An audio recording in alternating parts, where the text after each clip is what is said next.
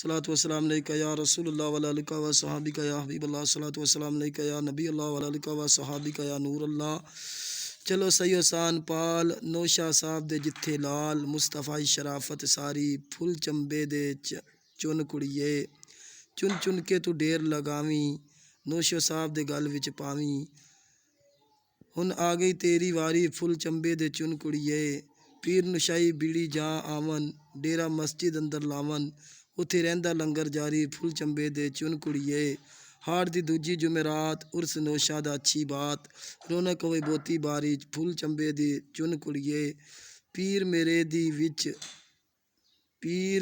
दी विच हवेली इतराम आ कर दे बेली नज़र शरीनी बोती तारी फुल चंबे दे चुन कुड़िए।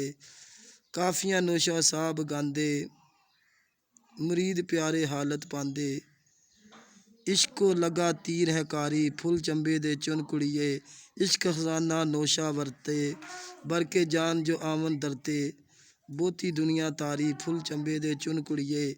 दुनिया ते नौशा साहब छट्टा इश्क कीता वाहब फजल होया रब बारी फुल चंबे दे चुन कुड़िए। लज्जत दर्द ते सोज अजीबा विच फकीरां बहुत गरीबा बोती दुनिया तारी फुल चंबे दे चुन कुड़िए। मस्त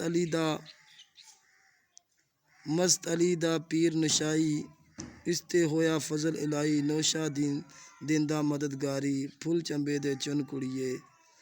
सुबहान अल्लाह। तमाम औलिया कराम के आशिकीन चैनल को सब्सक्राइब लाइक शेयर कर दें।